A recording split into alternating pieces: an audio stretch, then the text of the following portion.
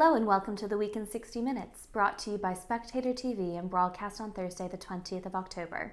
I'm Kate Andrews, the Spectator's economics editor, and your host this week. On this week's show, the Prime Minister has resigned. At 1:30 p.m. this afternoon, Liz Truss took to the steps of Downing Street, where she announced that she was resigning from her position as leader of the Conservative Party. We are expected to have a new Prime Minister by the end of next week. In order to give you rapid analysis, we did a special episode of Spectator TV earlier today with our politics team to give you all the details, and you can watch that through the link up on your screen here. But I was also joined by Andrew Neil earlier today to talk about the future of the Conservative Party. Joe Biden has brought in strict export control rules for the microchip industry. What does this mean for tensions with China? Kerry Brown and Ann Williams will join me. Over in the United States, the midterms are just a few weeks away. As we approach polling day, who's ahead? I'll speak to Freddy Gray and Stefanie Brown James. Matt Ridley writes in this week's magazine that a new strain of bird flu could devastate Britain's wildlife. He'll be on to explain. And finally, who are Just Stop Oil, the group who threw tomato soup over Van Gogh's sunflowers?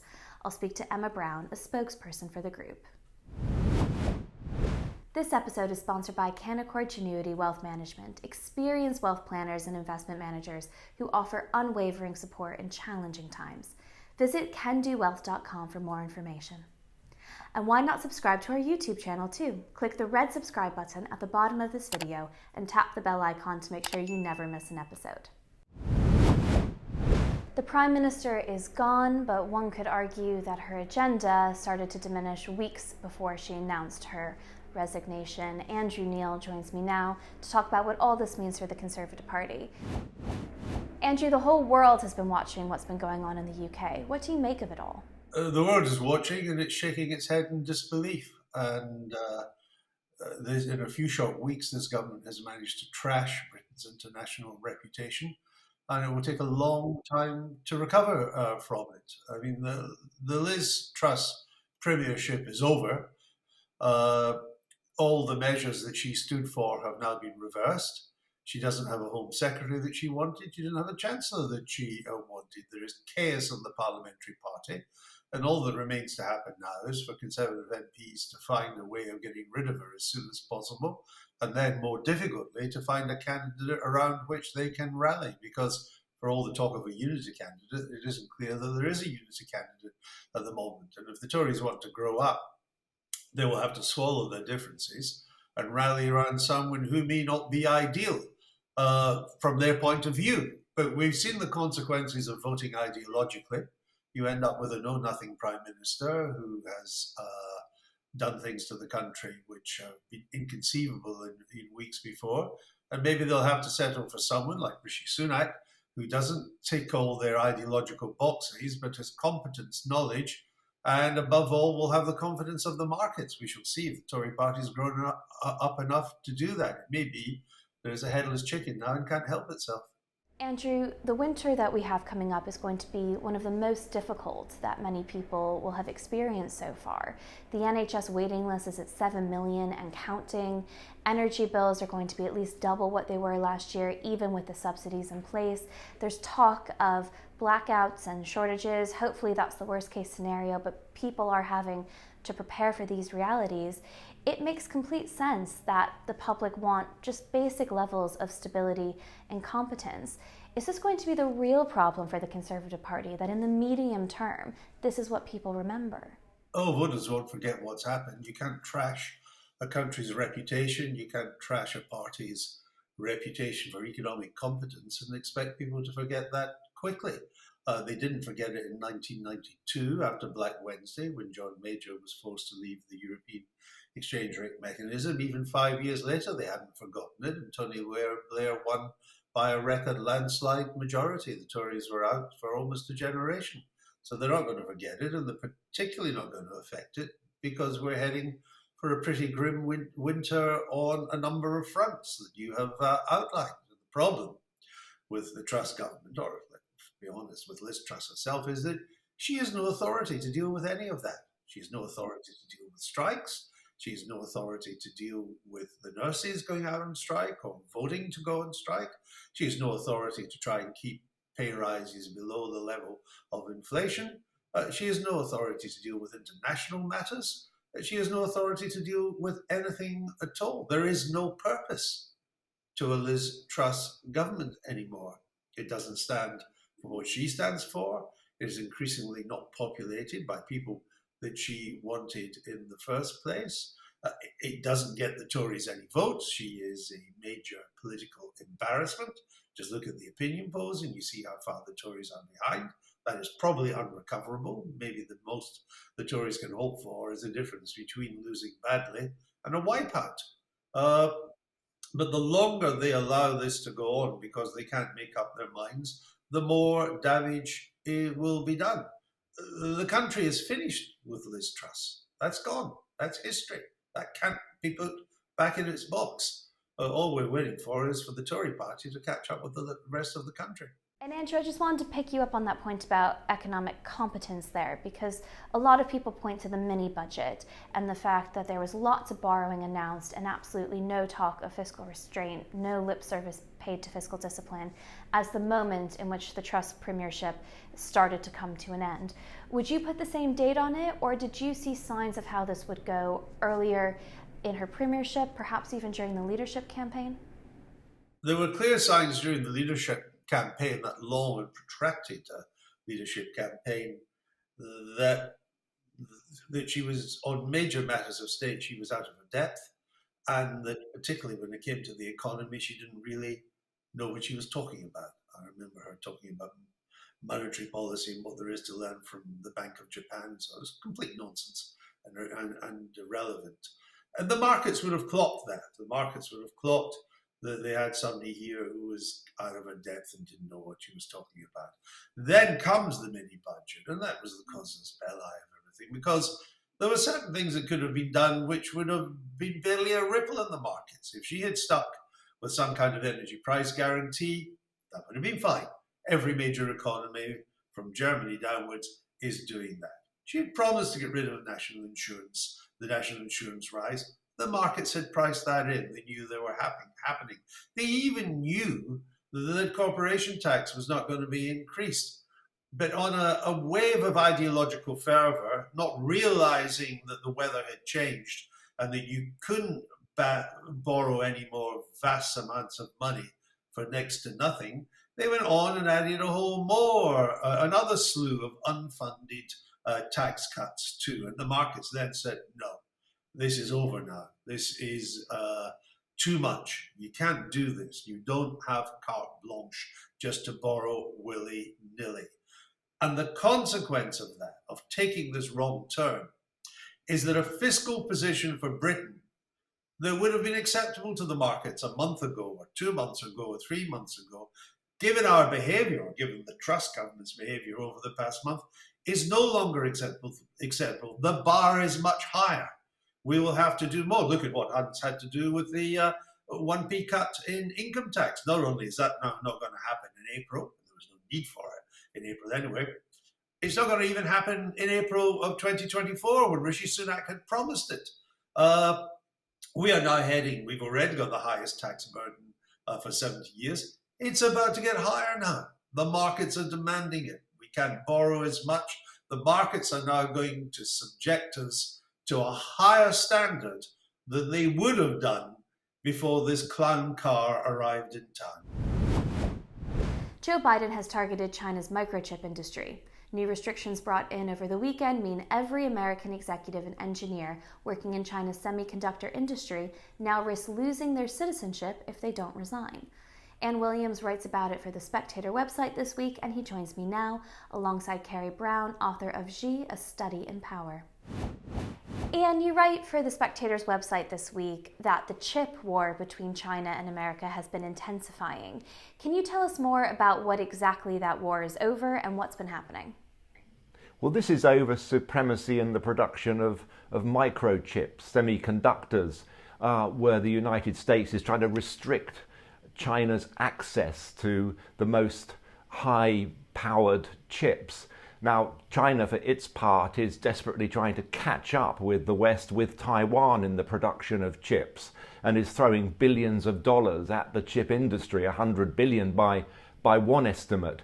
Now, on the eve of the Congress, Joe Biden signed off on further sanctions against China, which restricted the sale of the top-end chips to China, but went much further than that and restricted the sale by any company that was using American tools to make their chips. Now, that's significant because the Americans make most of the advanced tools, which in turn are used to make chips. So any company using American tools is now barred from selling those advanced chips to China. So that's a pretty significant blow. And of course, there are signs that China's efforts, its domestic efforts to build a chip industry, are themselves floundering a bit. The anti-corruption campaign, which has been a signature policy of Xi Jinping, has recently targeted the chip industry because there's a feeling that a lot of this money is being stolen or misappropriated or otherwise disappearing. And a number of executives in the chip industry have been arrested or are under investigation, including the information minister himself. So on the chip front, it's becoming more intense, this chip war, and I would say pretty worrying for Xi Jinping. And can you explain to our viewers what these chips are used for and why they're so important to China?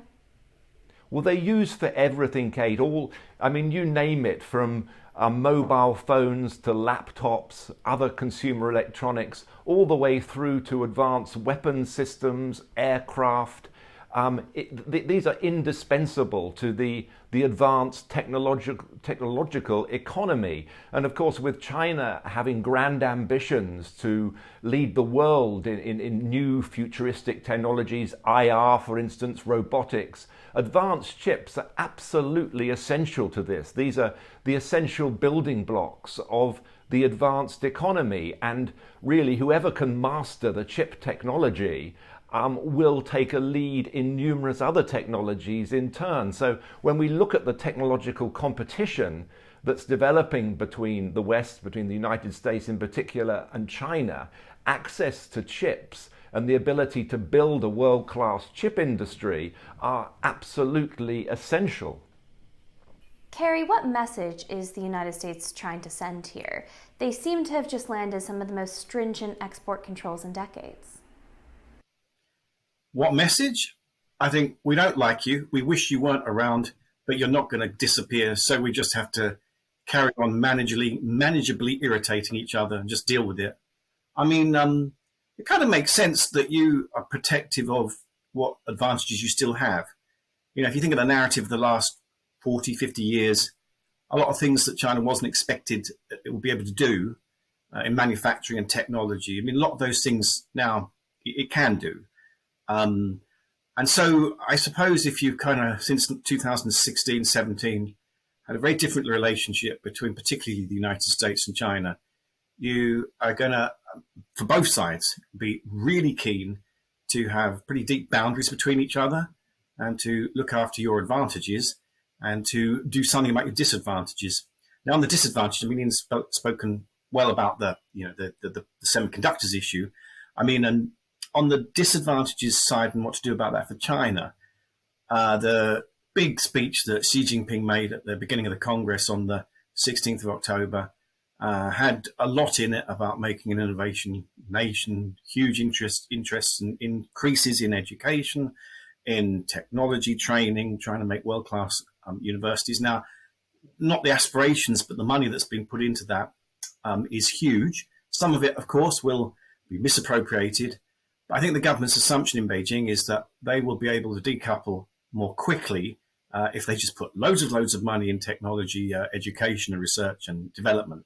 That's a big assumption because you can waste an awful lot of money in that area. But I think that's what they're going to try and do, and they'll probably have some successes.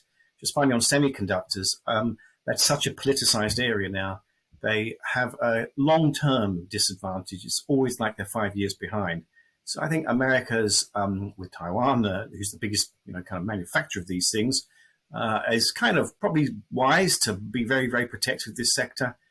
Whether China will ever be able to make up that technology, kind of gap, well, who knows? But they're doing their best to do so. It wouldn't be easy, but they're trying to. Is this becoming a united position between Republicans and Democrats in the States, Kerry? It seems like Joe Biden has taken former President Donald Trump's playbook using export controls and severe restrictions like this? Yeah, I mean, I think the consensus is that the Democrats and the Republicans, this is probably one of the few issues they agree on. You know, they have a common enemy. But the issue is that there's many things where they're just going to have to work with China. I mean, and that's a problem for all of us. I mean, you know, politically and diplomatically.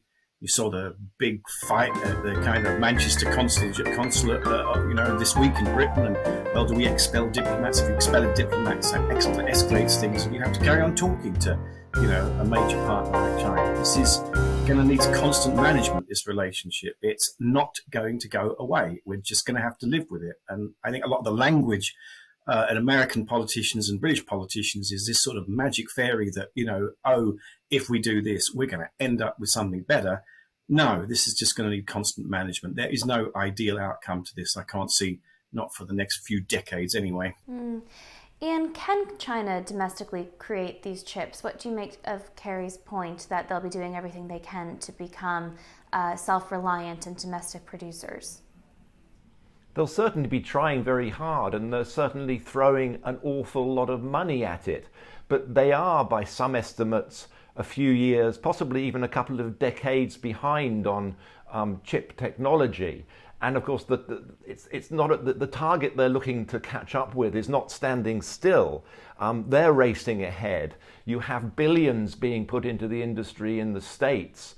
You have the Taiwanese who lead the world in advanced chip production. Some 9 out of 10 of the most advanced chips are made in Taiwan. They're also throwing billions at building new fabrication plants. And indeed in Taiwan, they see it very much as a form of defense, having all those factories, those fabs present on the island. Now, Xi Jinping clearly sees this as an issue of national security. It's a fundamental issue. There's an awful lot of skullduggery going on as well in terms of cyber attacks, in terms of poaching talent from other parts of the world to work on Chinese chip companies.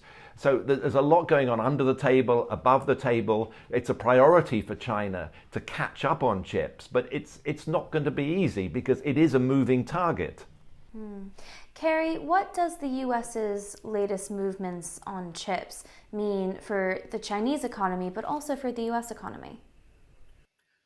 Well, I mean, it's obviously an extra element in a really difficult situation. Now, the bigger things in the Chinese economy are the housing market. That's always been a problem for 15 years. And I've been aware that property bubble issues and overvaluation, these things have been worried about in the Chinese property sector. But this time, it seems that prices are really falling, and there's a huge issue with, oversupply. I mean, this is not, it's a massive economic problem for China if it does break. You've also got the continuing impact of COVID-19, implementation of zero COVID policies. Xi Jinping on Sunday said that would continue. So, you know, that's having a big impact on supply chains, factories sometimes being closed, whole areas being closed off. And then finally, you've got the global situation, which looks really difficult. Russia's invasion of Ukraine, the impact of that in Europe, inflation. I mean, these are a real shocking group of things to, anyone to deal with. I think China has not released its statistics about its assessment of what the next year is going to be in terms of growth or other areas that it's aspiring to. It shows a great nervousness at the new leadership that will appear in Beijing at the Congress in the next sort of few days. This is what they're going to have to spend their whole time dealing with as we go forward, at least for the next year and probably longer. Kerry, you spoke about the party conference in one of your earlier answers, which has started this week. Can you give us the latest on what's happened and what to expect over the next couple of days? Yeah, I mean, this is a very predictable event because China is deep into predictability at the moment. And I think that is because the rest of the world is very, very unpredictable. It's kind of reversed from what it was maybe in the past. So I think it's most likely Xi Jinping will continue in his role. I mean, it would be very weird if he didn't, with all the messaging. The long speech he made didn't offer any policy innovation or kind of new developments. It's a commitment to the things that the government already committed to. And it looks like the people being talked of as fellow members of the Politburo, the currently 7 members, Those who might join, kind of look like they are very technocratic. No one there looks like a potential successor. So very, very, very cautious, very predictable. And I think probably very, very focused on the fact the country's facing the most significant problems economically that it's probably faced for decades. This latest chip war, Anne, contributes to the narrative that China and the US are decoupling, and arguably the West more generally is decoupling from China as well. What are you making of all this, and what does it mean for the rest of the world? I think decoupling is something which both sides have been, it's often portrayed as a policy of the US or of the West, but you could argue that decoupling began in China. I mean, self-reliance, particularly on technology, has been a mantra of Xi Jinping. So for both economies, it is a priority to decouple, to move their economies apart. And inevitably, I think that's going to have a huge impact on businesses everywhere, because it becomes more difficult to organize everything from supply chains to investment to other decisions about the way that you deal with China economically and China in business terms. I mean, I think just to go back to the Congress, to me, one of the biggest events this week was a non-event, and this was the failure to publish economic statistics on Tuesday, which Kerry mentioned. This included the quarterly GDP figures, and the assumption is that they're bad, and that's why they didn't want to bring them out. And of course, one of the reasons they're bad is because of the zero COVID policy of Xi Jinping. And it would have looked rather bizarre a day after he stood up to talk about how zero COVID was the people's war, if you then issued statistics which showed the collateral damage being caused by the people's war. But the economic challenges are huge. And I think, to go back to the issue of decoupling, when companies or countries start to look at their policy towards China, they're increasingly talking about, China supply chains it was always seen as where is it cheap to make stuff. Now it's about where is it resilient to make stuff, and that works against China. And I think a lot of the economic decisions that are being made in boardrooms or among countries around the world have to take account of this increased decoupling, which, as I say, is a policy of both sides. Kerry and Anne, thanks for joining me. If you enjoy Spectator TV, then why not subscribe to the magazine? Go to spectator.co.uk/TV offer and try 1 month of the magazine in print and online for free. We're just a few weeks away from the US midterm elections. Freddy Gray writes in this week's magazine that things might not go as well as the Democrats hope. To explain, he joins me now alongside Stefanie Brown James, co-founder of the Collective PAC. Freddy, you write in your piece for the magazine this week that last year President Biden was on a hot streak. Is he still? Well, I think it was over the summer. Certainly there was a lot of talk about Joe Biden being on a hot streak. And it wasn't all wishful thinking on the part of Democrats. There was certainly a good few moments, a good few events for the Democrats that helped them in August and September. Joe Biden was perceived to have had some legislative wins. There was the passing of the Inflation Reduction Act, and there was also a student debt relief program that certainly seemed to buoy his support a little bit in the polls. And there was also, on the Republican side, the big event, which was the overturning of Roe v. Wade, which polls suggested alarmed a lot of independents and moderates, and it activated and enthused the Democratic base. However, having spoken to quite a few pollsters and Republicans in the last few days, there is definitely a lot of optimism on the Republican side now and a bit of panic and concern on the Democratic side, because the latest numbers are showing that the blue wave to counter the red wave is perhaps not as strong as a lot of Democrats hoped. Stefanie, we're now just mere weeks away from the midterms. What are you picking up on? Yeah, I would definitely agree. We see the polls continue to fluctuate, but at the same time, that is somewhat of what we're used to.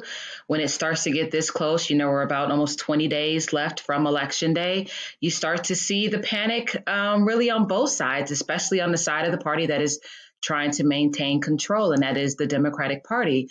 But what we're seeing right now out of Georgia, we've seen strong early vote numbers thus far from voters. We're seeing a lot of traction of people talking about the importance of the Senate. And I think that is really where a lot of the conversation is taking place. But at the end of the day, it's going to matter on which party is able to turn out their base and who can convince independents, who can convince the suburban moms and women that they are the party to not only help them now, but to help progress their futures forward. And so there's a lot to see left on the horizon here before Election Day. Freddie, what do you think the biggest uphill battle is for the Republican Party at this point? Is it the overturn of Roe v. Wade and the debate that that's created in the Republican Party, or is something else going on? I think Democrats think that the big issue for Republicans is Roe v. Wade and also Trump and January 6th. Those are the issues that hurt Republicans most in the minds of swayable voters. However, I think the thing to set against that, and the real thing that's working in favour of the Republicans at the moment, is the economy and inflation, which Biden hoped was going down. He took rather a large gamble that it would go down, but it in fact has not gone down. And the Inflation Reduction Act has not yet, at any rate, done anything to reduce inflation in America. So, and in fact, Biden has been slightly tone deaf, and his administration have been slightly tone deaf in the way they've talked about inflation. Only last weekend, Biden, eating yet another ice cream, said that he thought the economy was strong as hell. Now, you could make that case, but I don't think a lot of Americans, particularly lower middle class Americans, are feeling that the economy is strong as hell at the moment. And Stefanie, I want to ask you the same question from the other side. What is the biggest uphill battle for the Democrats going into these midterm elections? And also, what would you say is their strength? I definitely agree that inflation continues to be a problem. The cost of goods here is out of control, but it's also out of control across the entire globe. And so inflation, the lack of employment rising is an issue. If you look at, I think, virtually any Republican ad that's on TV, they're talking about the high crime numbers. They are placing that squarely as a responsibility of Democrats as to why we have this violent rise in crime. And so those are definitely some uphill battles that the Democrats are going to have to face. And also, you know, the Democrats have not always been the best at communicating their messages clearly in a forceful way. And so to be able to get out there, you know, we know that President Obama is now about to hit the campaign trail. He's going to Wisconsin, Michigan. You know, that's going to be an important bump.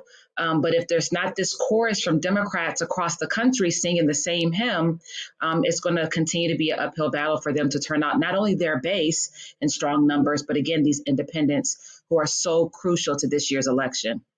Freddie, President Obama will be a very familiar face to Americans, but there are some less familiar faces, especially in these Senate races. Of course, the results is what everybody's going to be looking towards, but there's some really wacky Senate races going on at the moment. Can you talk us through a couple of them?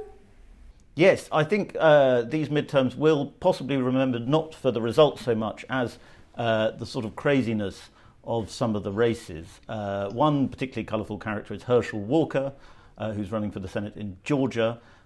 He is a legendary American football running back, legendary in Georgia. And he has had an extremely colourful life, to put it mildly. He struggled with mental health problems. He's had a very checkered history in his relationships. And it recently emerged, or allegations emerged, that he paid a woman $700 for an abortion, which lends him to charges of hypocrisy because he's a very fervent evangelical and pro-lifer. He's just one colourful character. If you go to Pennsylvania, the other colourful character that is in the news a lot is John Fetterman, who is, I put it in my piece, he's the New York Times' idea of a working class guy because he wears hoodies, has shorts and has tattoos. And a lot of people think that makes him have popular appeal. However, his opinions, I think it would be fair to say, are to the left of the American mainstream. And the big saga over his race has been that he had a stroke in May. Which is obviously horrible, and no one wants to say anything unkind about that. However, there are questions about whether he will be able to do the job. He recently did an interview in which he had to use a screen to answer the questions. a lot of the people who raised concerns about that were dismissed as ableist. I'm not sure what voters in Pennsylvania will think of it. At the moment, that race looks very tight because Fetterman himself is against a fairly wacky character who's a celebrity doctor called Mehmet Oz, who's a sort of used to be a kind of snake oil salesman on TV, but is nonetheless very famous and a good televisual performer. And I think that's an interesting reflection on where American politics is going, that televisual appeal is really, really the dominant theme now in these sorts of races. Stefanie, Freddy mentions there a few of the Trump-era Republicans that have been brought into the party over the past few years. Are these the sorts of candidates that worry the Democrats, or are they actually delighted to go up against them because they think their prospects are better? I think it's a little bit of both. We saw just a few months back that there were some criticisms that Democrats were actually helping in the primary period some candidates on the Republican side to be successful because they were more of these unsavory, untenable characters who were extremely far right, very much more far right than what the American people seem to be, which is a little bit more moderate and not as extreme. And so, I think at the end of the day, it's a distraction. I don't think it's good for American politics at all when you have individuals who don't have strong policy platforms that they can stand on to say how they're going to actually make things better. They don't have the experience to be able to say how they're going to pass legislation and be bipartisan in their approach. And so, I don't think it actually bodes well for any of us. And it doesn't, I think, encourage a next generation of young people who are concerned about our democracy to want to get into politics, because it almost doesn't seem serious anymore when you have characters like Herschel Walker in the race. And so, I just hope that the American people can stay firmly focused on the issues and who are those candidates, whether they're Republican or Democrats, of who can actually talk about policies in a way that makes it seem like they can actually do something once they get to Washington. Now, I'm not going to be unkind and ask either of you to give me a prediction. But Stefanie, I'm right in thinking that you actually called the ticket of Joe Biden and Kamala Harris quite early on, didn't you? Yeah, I did. I said, I think it was January of that year, that I just thought that the ideal matchup was Joe Biden because of his experience, his time in Congress, and being able to be a person that reached across the aisles quite often, and someone who was very familiar with all facets of the community.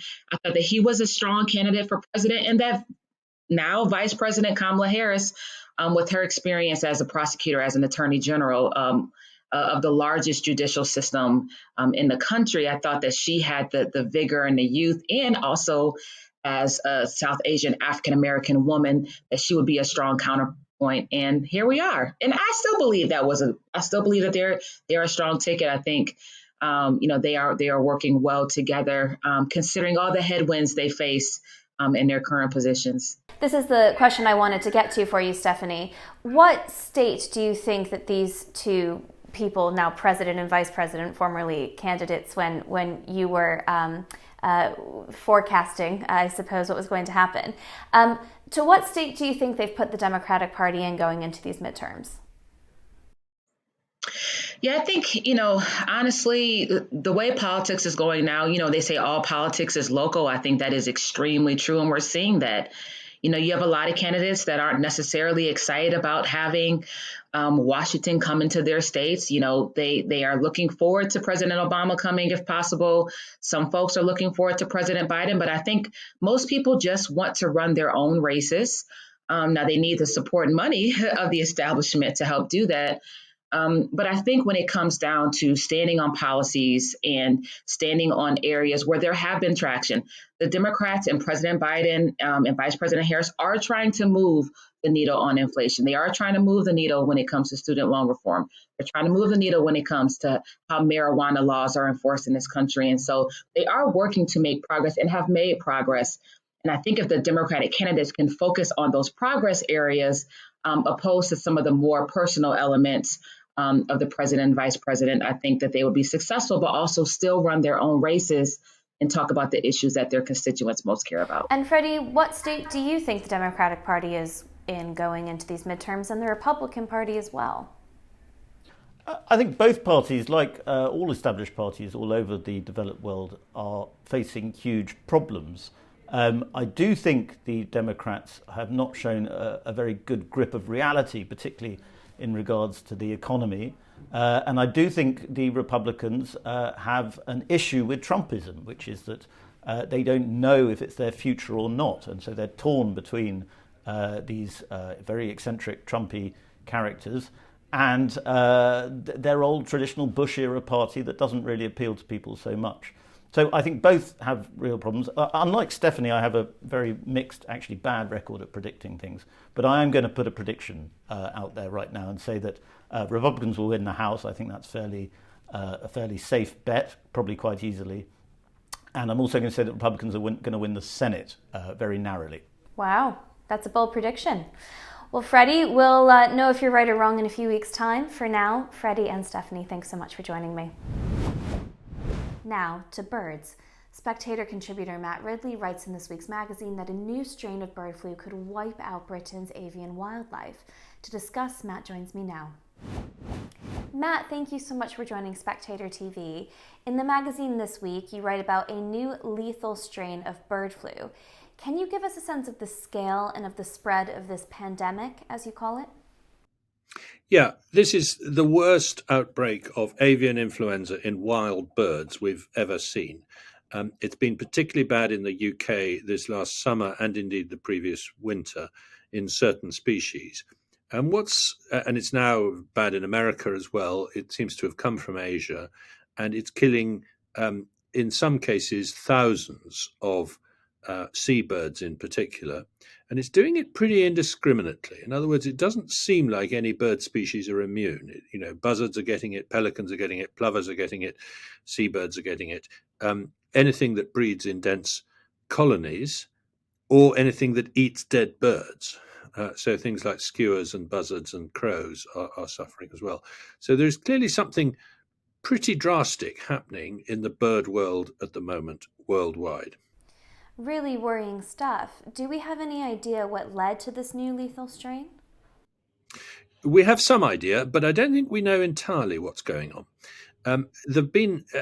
Avian influenza is found in wild birds. It's been endemic in wild birds forever. And from time to time, poultry flocks have caught it from wild birds. And there have been outbreaks which have been sometimes very disastrous. There was a particularly bad strain got into poultry in 1996 called H5N1. This seems to be a descendant of that. But what it looks like is it's a descendant that's been in domestic birds and has now bounced back into wild birds. So instead of this being something that poultry are catching from wild birds, it's something wild birds are catching from poultry. And is this something exclusively affecting birds or are mammals at risk as well?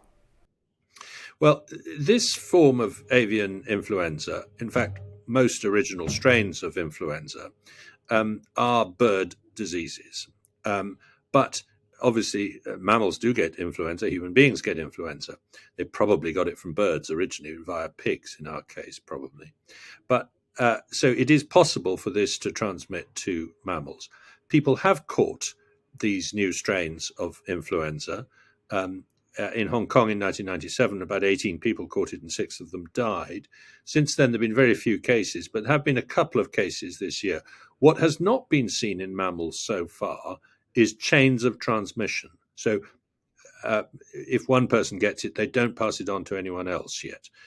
The virus is not well designed to infect mammals. It's much better designed at infecting birds. But there is concern that could change. And what is the level of that concern? Obviously, what's happening to the bird population is worrying in and of itself. But at what point do we start to seriously consider the possibility of human infection that could be transmitted to other humans?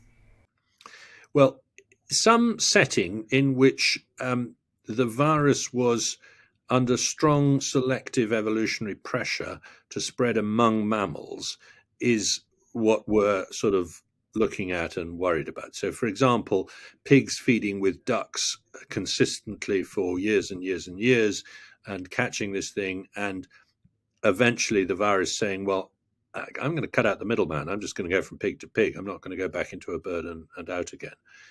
That's probably what we're talking about. But there was a series of experiments done 10 years ago in Rotterdam and in Wisconsin, which were called the gain of function experiments, which were addressing exactly this question. They were essentially taking the virus and deliberately mutating it. This is an H5N1 avian influenza virus, deliberately mutating it and seeing whether it infected ferrets so well that the ferret could then infect another ferret at the other end of the room without touching it. In other words, airborne transmission. Now, those experiments became very controversial because people said, why are we doing the very experiment we're worried about? Why are we trying to persuade this virus to turn into a mammal airborne virus? And so there was actually, that led to a major debate about what sort of experiments we should do with such dangerous viruses. And by the way, those two experiments were done under very careful conditions, and the regulators knew about them. They weren't rogue experiments or anything like that, but they did lead to this debate. And that debate resulted in a moratorium on similar experiments, at least on the funding of them, in the US. Now, during that moratorium, funding found its way to Wuhan in China to do similar experiments on coronaviruses. Whether as a direct result of the moratorium or not, we can't be clear. So this does relate back to the whole story of the human pandemic of COVID. Were there any findings from those experiments with the ferrets before they were ended? Yes, the general conclusion of those ferret experiments was that it wouldn't take much in terms of mutations for avian influenza to turn into mammalian influenza. That it was only 3 or 4 steps away from doing so. It just wasn't usually under much selective pressure to do so. So the experiments were concerning in that sense and did therefore give us information we needed to know. Matt, let me ask you what's happening on farms and the impact on farmers, about the repercussions of this new lethal strain of bird flu. There have been some reports saying that farmers could see a shortage of turkeys this Christmas, for example. Well, obviously, it's a very distressing and worrying time for poultry farmers. As I say, this disease seems to have sort of got going in poultry farms. It's ideally suited to infecting them. And although the original H5N1 strain was quite successfully suppressed with vaccines and other measures in China for a while, it does seem to have opened the door for other stronger variants to then appear in farms. So there are outbreaks occurring in the UK, in chicken farms and other poultry facilities, particularly in the east of England, in Norfolk and Suffolk and elsewhere. And that is resulting in the slaughter of flocks, which obviously does lead to fewer chickens on the market and so on. So I think it is not impossible that we will see turkey shortages. I mean, if you are keeping free-range turkeys, as I do on my farm, for example, you are now saying, well, perhaps they should be indoors from now till Christmas. Well, that's not very nice for the turkeys, that they have to be locked up for a couple of months. So there's a balance of concerns between animal welfare considerations and biosafety considerations that farmers are having to consider. And Matt, last question to you. Given the point you made earlier about how this virus is most likely to spread when birds and even sometimes mammals are closely packed together, is this new lethal strain going to raise questions again, perhaps reignite the discussion around intensive battery farming? Well, I think it does look like this particularly nasty strain of avian influenza started in intense domestic flocks. And that's why it's so lethal, why it's so virulent, because basically in wild birds, you don't want to be too virulent because you want the birds to remain healthy enough to infect each other. You don't have to worry about that so much if they're all crammed together. So it looks like that might be the source of the problem. So that would imply that we've got to somehow row back on the intensity of our chicken rearing. But on the other side of the equation, you can say that the safest flocks, the ones that are not going to catch this, are the ones that are hermetically sealed away from wild birds, and so are not going to get the vectors in the wild bird population visiting them. And therefore, the ones most at risk are the free-range flocks that are out in fields for part of the day, and where a jackdaw might come along to feed on the food that's been spread out for the chickens, having just fed on a dead goose that's died on a pond nearby. So there's a slight paradox here that in some senses it's the most intensive ones that might be safest, because you can keep viruses out. So I don't quite know where this debate will take us. Well, we'll be back to you, Matt, to give us some updates if and when they're available. Thanks so much for joining Spectator TV. And finally, I'm sure you've seen the videos, the group Just Stop Oil is staging some very provocative stunts across the UK. What does the group want, and do they think their stunts are working? I'm joined now by Emma Brown, a spokesperson for Just Stop Oil. Emma, thanks for joining me on Spectator TV. So you are a member of Just Stop Oil, which has been in the news a lot recently given some of its disruptive protesting. What is your end goal? So we have one really simple demand, and it's a demand that we have in common with the World Bank, with the UN, and with the International Energy Agency, and that is that the UK government cannot license any more fossil fuel projects in the UK. We know that this is completely incompatible with us and our children surviving the next few decades. So that is what we are demanding, just that the UK government make a meaningful statement on that and immediately halt the 100 new licenses that they're currently proposing. Is there a reason that you've chosen that immediate deadline as opposed to, say, in a year from now, given the energy crisis that the world is facing because of Russia's aggression against Ukraine? We're already talking about blackouts in the UK this winter, for example. Is this the right time to be making this immediate demand? It is the right time because we know from the Intergovernmental Panel on Climate Change that was actually in the UK last year that if we continue exploring for oil and gas and locking ourselves into a fossil fuel dependent future, what excuse do we have to tell other countries not to do the same? And that is leading us down to like catastrophic climate collapse within our lifetimes. So it is absolutely the right time. I also think it's a huge opportunity for us in a way, because what is more energy secure than homegrown energy in the form of renewable energy? It's also so much quicker to implement than new oil and gas fields. These could take upwards of 5, 10, 15, even 20 years to come online. So they'll do absolutely nothing to lower prices, and they'll do absolutely nothing to increase energy security.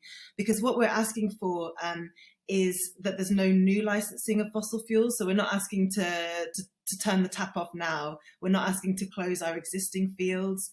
We're asking for an 8-year transition, which is plenty of time. You know, we really need, if we care about our kids, if we care about having enough food to eat, enough water, not dying in catastrophic climate collapse, then we really need to be ambitious, and we really need to be having almost a warlike effort to increase our renewable capacity. That 8-year timeline that you lay out might, if we were very ambitious, get some nuclear power plants online. Would you agree with turning to nuclear as a source of renewable energy? I mean, the main problem I have with nuclear energy is obviously we have impacts with nuclear waste. But the campaign is specifically targeting the new licenses of oil and gas, because we know that is driving the catastrophic climate collapse. So at this point, unfortunately, with the government we have, they're not even looking into solutions. They're fueling part of the problem. One major concern as well is in terms of the timeframes that we have.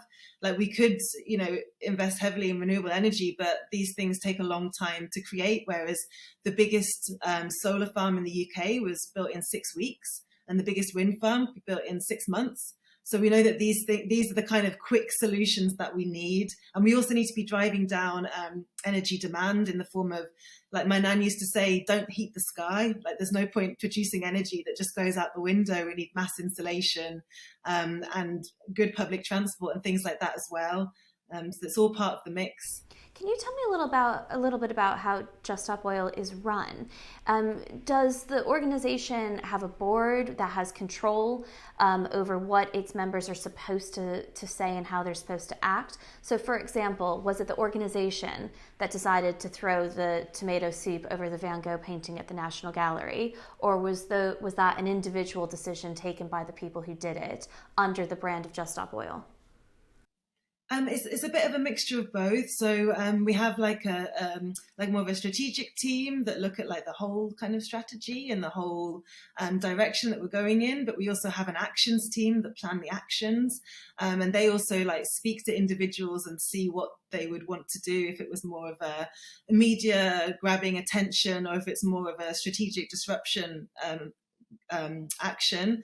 So it's not like we have some like specific figures that are like controlling everything. Like I know one of the action planners, and they're like pretty young person from Glasgow. So and I know a couple of the people that actually did the action at the Van Gogh, and they also would have had an input into if that's what they wanted to do.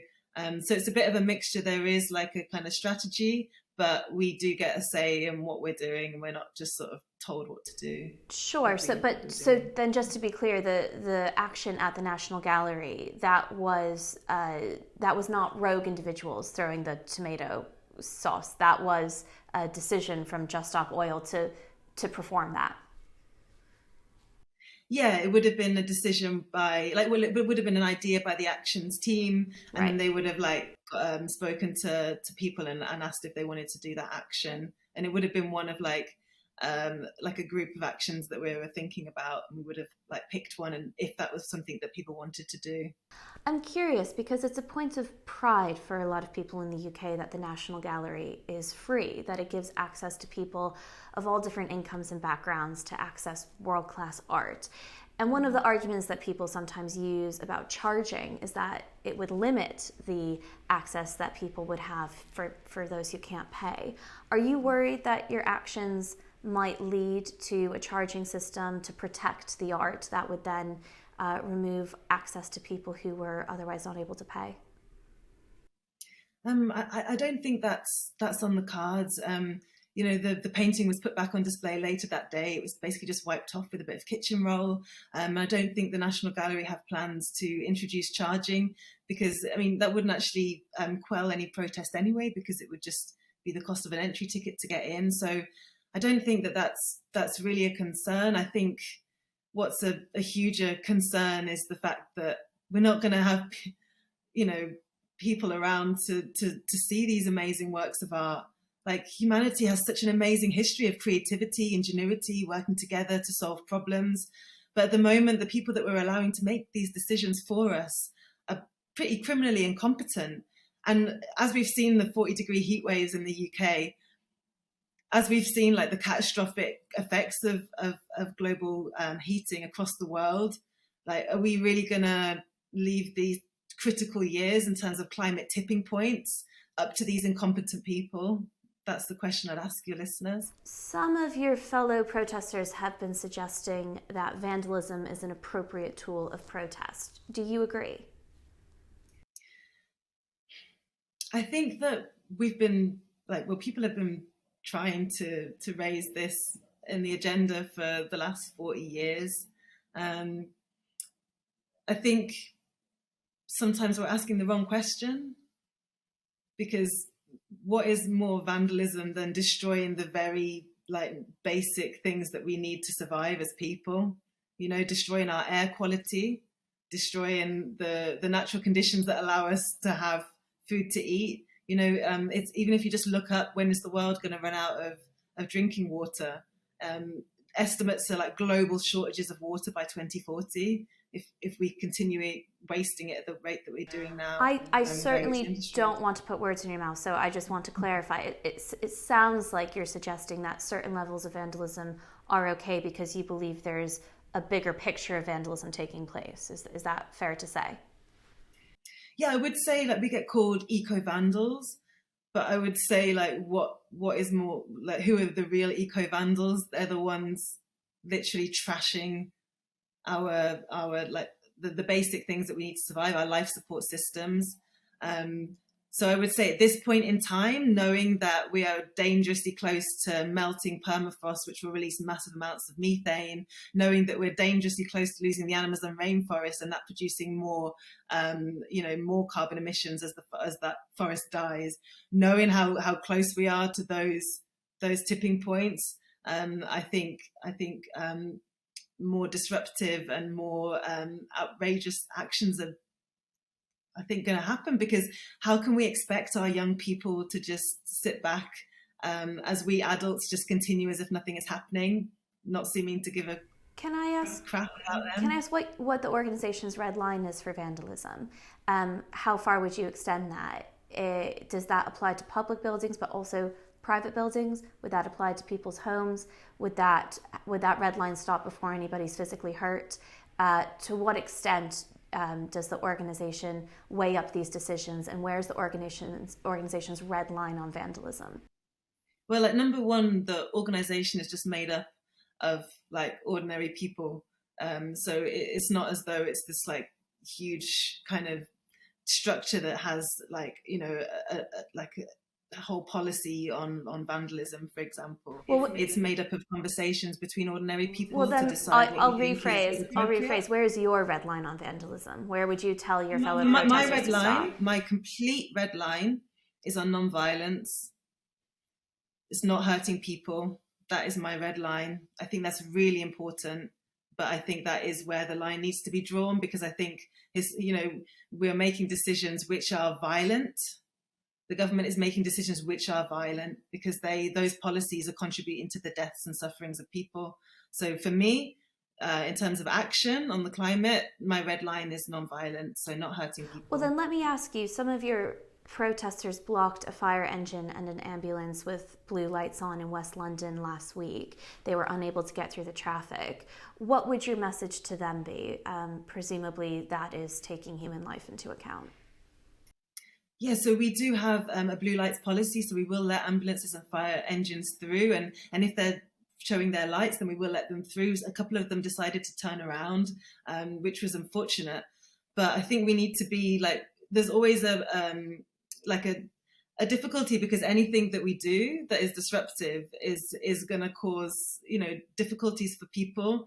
But we're doing that in the face of a much greater problem, and we also need to be focusing our outrage sometimes on the causes of that, like the causes of the huge wait times for ambulances that are causing people to die of heart attacks. Or I phoned an ambulance the other day for a lady that had hit her head, and it took 6.5 hours for an ambulance to come, and that's not because of a few protesters blocking a road for an hour. That's because of like massive cuts and underfunding of the NHS.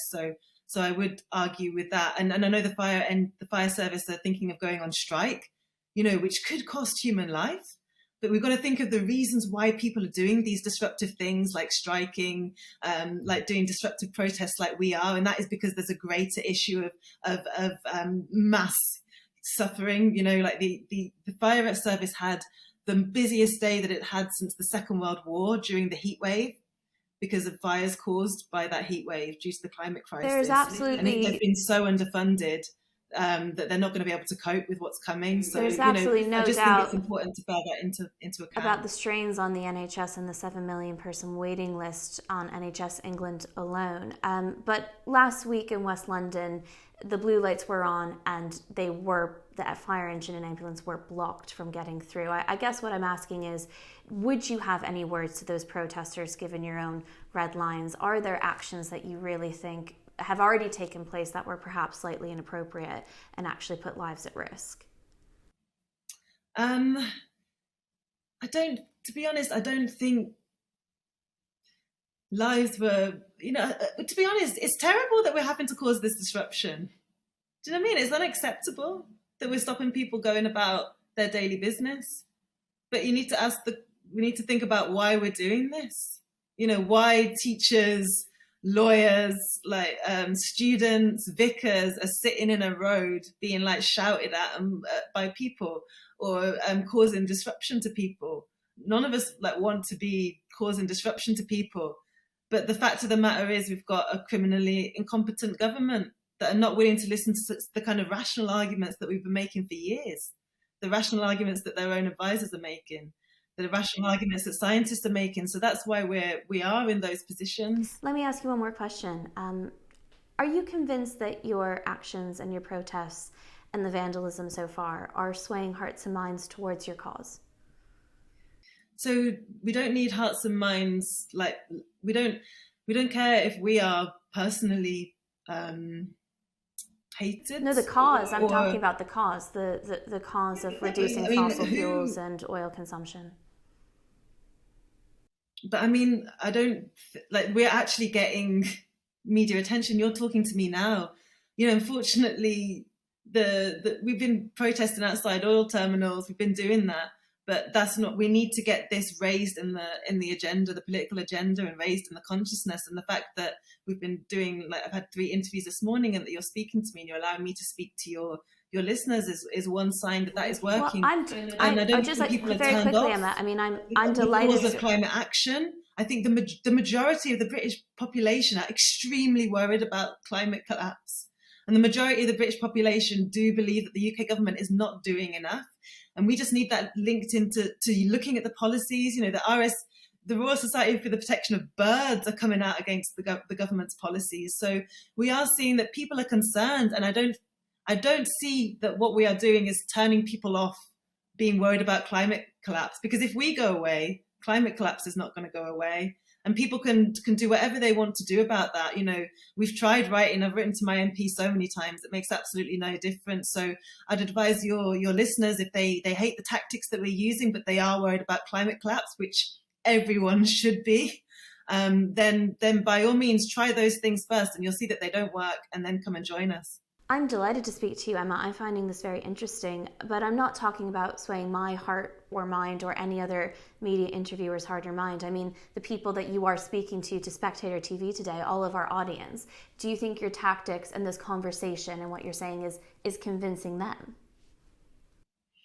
Well, this is the thing. So immediately what you see when you're looking for like that political change or that big radical change that we need, not in, you know, to have some kind of nice political world, like just to literally for our children to be able to survive. We know that we need radical changes for that. So those aren't going to happen by us, you know, feeling really comfortable about everything. We're not just going to really smoothly slide into that different social and political reality where we get action on the climate. It is going to cause tension. And sometimes that emotional connection is what's needed. So I would say, you know, like as you're saying about your listeners on the Spectator podcast, that we had someone, as I was sitting on a block actually outside Downing Street, come up to us and say, "I'm sorry that I was pulling you off the roads earlier because you were disrupting me like an ordinary Londoner." But he said, "But I looked into why you're doing it, and now I totally agree and I see why it's necessary." And that's the kind of shift that we need. So obviously at first there will be that like outrage. What they're doing? Why are they doing it? But then once people look into why, once they see the policies this government are doing, which are driving us into climate collapse, then if knowing the facts doesn't change your mind, then I don't know what does, because I'm worried about my niece. Like, she's 3 years old and we're facing water shortages before she's 18. We're facing crop failure next year. That is the thing we need to be outraged at. And if people can be outraged at us, and maybe that leads to some outrage into the things that they should be outraged at, then I don't mind being hated. I don't mind being spat at.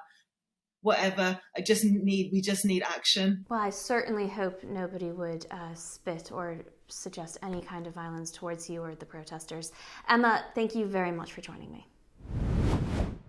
That's it for this week. Once again, thanks to Canaccord Genuity Wealth Management for sponsoring the Week in 60 Minutes. They will provide you with the expertise you need to build up your wealth and confidence. Visit candowealth.com for more information. And don't forget to subscribe to the Spectator's YouTube channel. Just click the subscribe button at the bottom of this video and tap the bell icon to make sure you never miss an episode. Thanks again for watching, and do join us again next week.